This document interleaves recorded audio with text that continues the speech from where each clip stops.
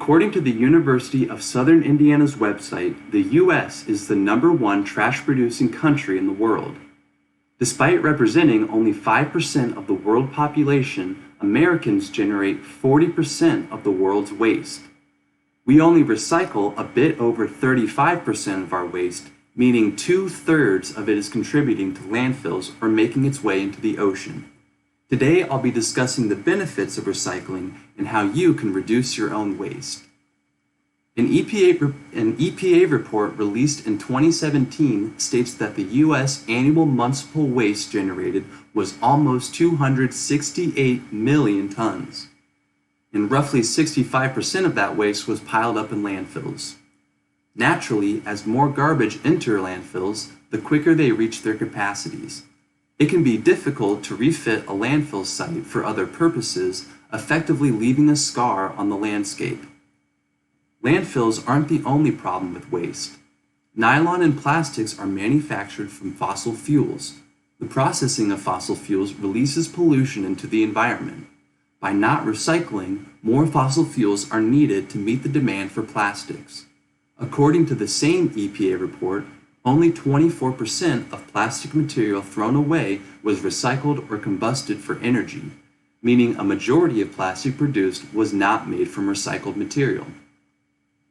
Another major issue with plastics is they seep into the oceans. This can wreak havoc on ocean life and biomes.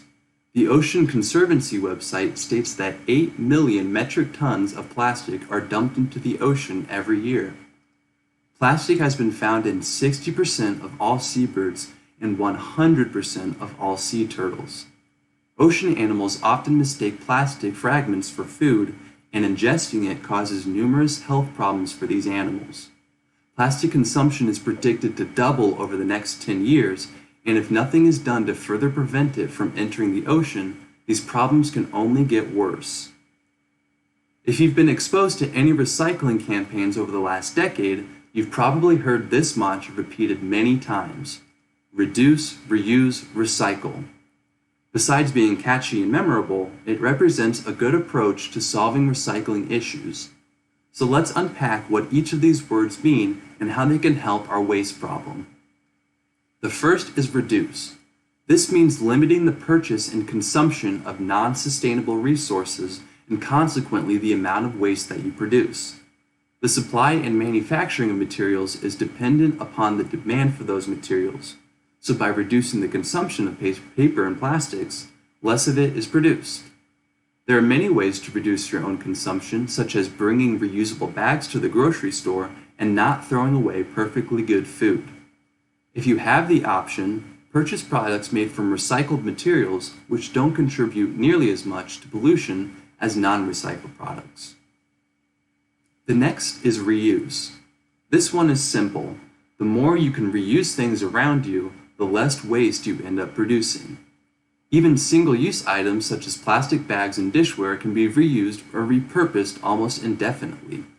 For example, my grandma has a set of cheap plastic plates that most people would simply throw away after a meal. However, she insists that when we're done eating, these plates go in the sink so they can be run through the dishwasher. You should avoid single-use products as much as possible. Use a refillable water bottle instead of plastic water bottles.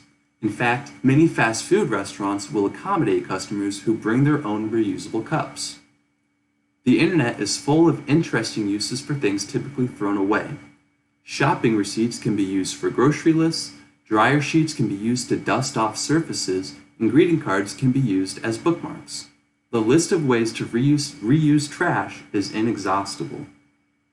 But no matter how hard you try, it's inevitable that you'll end up with some waste on a daily basis. This is where recycling comes into play. The material that you recycle can be reused to make new products. This has the benefit of reducing the amount of trash which ends up in landfills, and it also allows manufacturers to produce cheaper products. According to allrecyclingfacts.com, recycling aluminum costs half as much as extracting aluminum from its raw forms.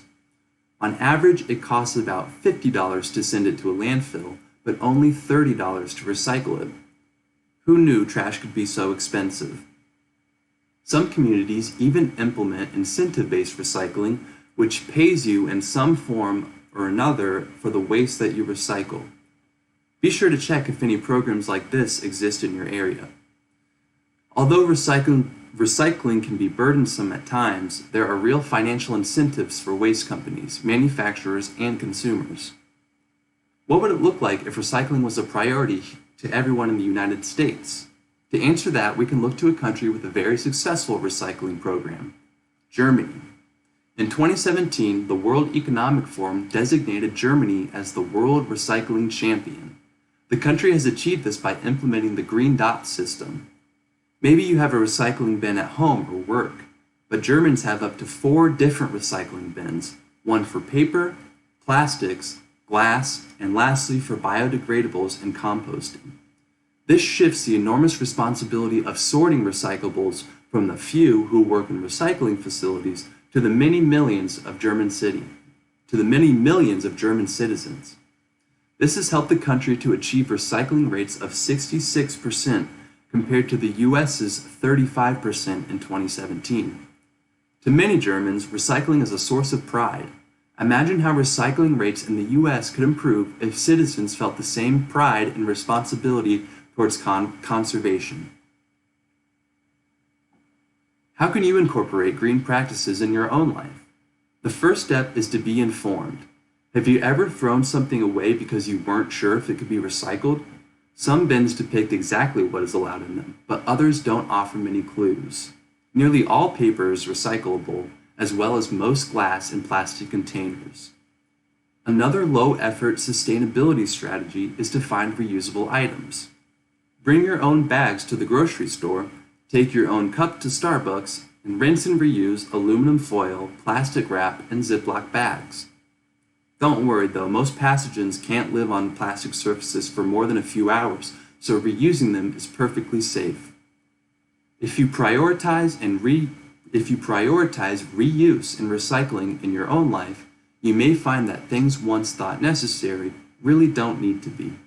Reusing saves money and recycling saves the planet. Gradually, we can close the loop on recycling, where the bottle you recycle today is the one that you buy tomorrow.